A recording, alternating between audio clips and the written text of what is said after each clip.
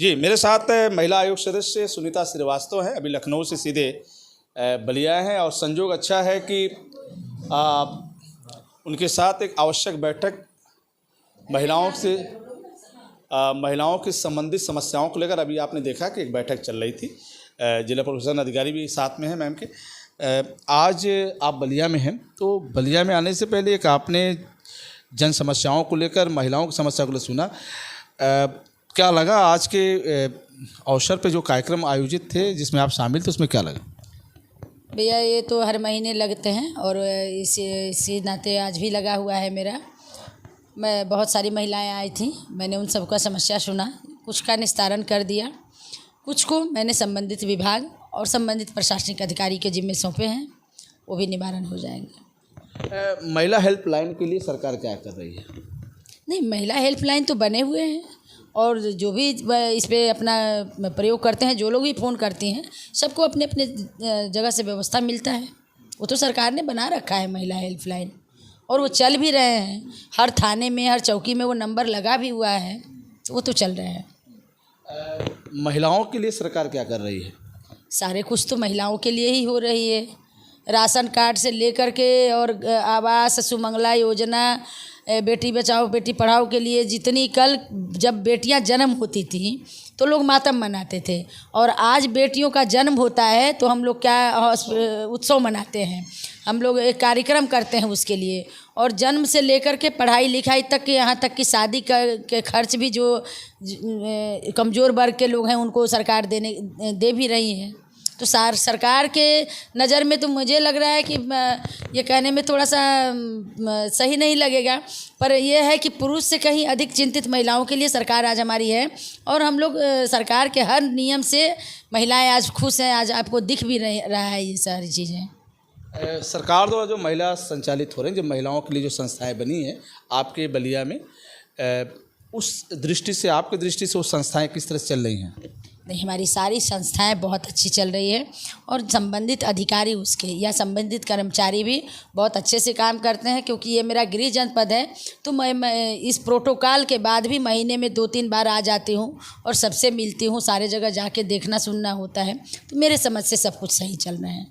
विधवाओं के लिए जो विधवाएँ महिलाएँ, उनकी ज़्यादा समस्या देखता मैं जिला प्रशासन अधिकारी के कार्यालय के चक्कर लगाती हैं, उनका भी इस तरह की समस्या आती है क्या सामने आपके? आती है। थोड़ा सा देखिए क्या है, आप भी जान रहे हैं, इंसान, अरस्तु की परिभाषा ले लीजिए तो इंसान की इच्छाएं अनंत होती है, उसकी आवश्यकता की पूर्ति होना मुश्किल होता है। तो जो आशा से अधिक आशा बना लेते हैं, कष्ट उन्हीं को होता है। बेसिकली जो सही तथ्य है उस पर हमारे अधिकारी सही काम करते हैं। आवश्यक निर्देश क्या है, आवश्यक अपने विभाग से संबंधित जो महिला आयोग सदस्य के अंदर में है?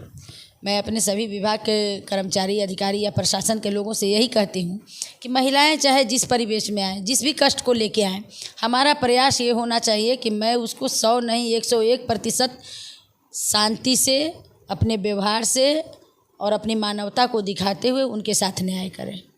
अच्छा, आपके अंडर में 4 जिले हैं, हमको लगता है 6 महीने के आसपास आपका कार्यकाल हो भी गया होगा। क्यों? नहीं, 10 महीने हो गए। 10 महीने में जैसे 2 जिले चेंज हो गए तो अभी 3 जिले हो गए, फिर नए 2 जिले हो गए और होम जिले अभी हैं आपके गाजीपुर और चंदौली, बलिया, और इसके पहले मऊ और अंबेडकर नगर थे। तो ऐसे चेंज कुछ होते रहते हैं, कहीं पे कम कहीं। सबसे बड़ी समस्या क्या है 3 जिलों में देखा जाए तो? सबसे ज़्यादा समस्या आपके टेबल पे कहाँ आए सबसे ज़्यादा? हमें लगता है कि सबसे ज़्यादा समस्या अगर कहीं है तो बलिया है। यहाँ के अफसर नहीं, या कह लीजिए कि जो भी ज़िले हमें मिले हैं, इसमें मैं थोड़ा सा ये कहूँगी कि लमसम समस्या वही रहा है सब जगह। चूँकि हम लोगों के यहाँ क्या है, अंबेडकर नगर या मऊ या गाजीपुर कह लीजिए या चंदौली, सब थोड़े से अपने ये ज़िले जिनको हम लोग कमज़ोर मान के चलते हैं। तो ऐसा है, होता है, सरकार का हर योजना सारे ज़िलों में मिले हैं, लेकिन थोड़ा सा उस तबके के कुछ शिक्षा का अभाव या कुछ ऐसे लेकर के तो थोड़ा सा ये बढ़ ही जाते हैं। पर मेरा प्रयास होता है कि जिस भी तरीके का हो, आपको पता है कि किसी भी चैलेंज को हम चेंज करते रहते हैं, तो वो हम करने का प्रयास करते हैं और मेरा प्रयास होता है कि हमारे अधिकारी से या हमारे प्रशासन के लोगों से या हमसे या हमारे आयोग से लोग संतुष्ट रहें। सबसे बड़ी समस्या आती जेल में जो महिलाएं बंद हैं। खैर आपके ज़िले में तो जेल महिला जेल तो है नहीं, ट्रांसफ़र हो गया जी। तो जो जेल में अंदर महिलाएं बंद हैं, बहुत से महिलाओं से आप मिली होंगी, तो सबसे ज़्यादा किस तरह की महिलाएं पीड़ित हैं जो जेल में बंद हैं? देखिए, जेल बलिया में अगर नहीं है तो बलिया का आपका मोटिवेशन वहाँ मऊ में है। तो मऊ जेल में कई बार जा चुकी हूँ, अंबेडकर नगर जेल में जा चुकी हूँ, गाजीपुर जेल में जा चुकी हूँ। महिलाओं से मैं विधिवत मिली हूँ। और ताज़ा घटना मैं आपको बताऊँ कि मैं अभी गाजीपुर के जेल में मैंने भोजन भी किया है, और कुछ लोगों ने उस पर लिखा कि ये भोजन कैदी को नसीब नहीं होता है। ऐसा नहीं है, क्योंकि मैं 10 मिनट पहले मैं वहाँ जब पहुँची तो हमारे जेलर ने कहा कि मैम नाश्ता पानी। मैं कही नहीं, आज मैं आपके यहाँ भोजन करने वाली हूँ, और 10 मिनट बाद ही मैं भोजन की। तो जो मैंने कहा कि जो कैदियों का भोजन है वही भोजन हम करेंगे, तो उसी हिसाब का भोजन। और मैं बता दूं कि भोजन बहुत अच्छे थे वहाँ के। आपने जो पूछा कि किस समस्या से पीड़ित हैं, तो समस्या उनका कोई दहेज हत्या में बंद है। जैसे बहू को किसी ने अपना वो कर दिया है, दहेज में फंसी हैं।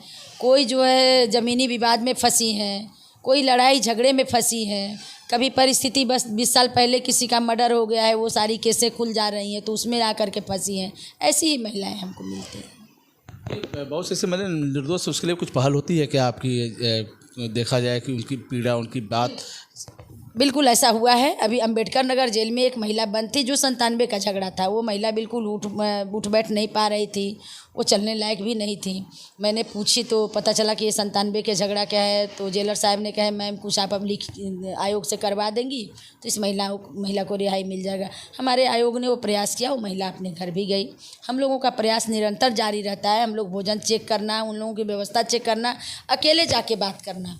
ये नहीं कि मैं उस वहाँ के अधिकारी को लेके बात करती हूँ, मैं अकेले जाके बात करती हूँ। थोड़ी भी कमी अगर पाई जाती है तो मैं तुरंत वहाँ इंडिकेट करती हूँ, वो सारे सुधार होते हैं। मेरा अंतिम सवाल है कि आपके विभाग से संबंधित लोगों को क्या डायरेक्शन है, वो किस तरह से पब्लिक का काम करें, ख़ासतौर पे आपसे जुड़े महिलाओं का किस तरीके से काम करें जिससे सरकार में एक अच्छा संदेश जाए और आपके मिशन को कामयाबी मिले? देखिए, मेरा लगातार प्रयास रहता है। अभी हमारे कोतवाल साहब आ गए हैं, ये भी देख रहे हैं, प्रोबेशन अधिकारी हैं।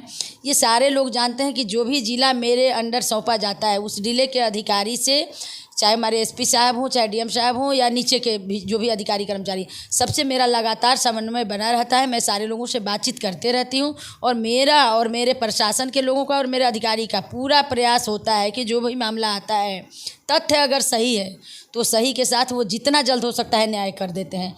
कुछ ऐसे जटिल विषय होते हैं जो हम लोग टसल बोलते हैं, टसल में जीने वालों के लिए थोड़ी सी समस्या इन लोगों के लिए भी बन जाती है, तो वहाँ थोड़ी सी कठिनाइयाँ आती है, पर ये लोग सॉल्व कर लेते हैं। जी दोस्तों, बात हो रही थी उत्तर प्रदेश महिला आयोग की सदस्य सुनीता श्रीवास्तव से। इस वक्त अपने गिरी जनपद बलिया में।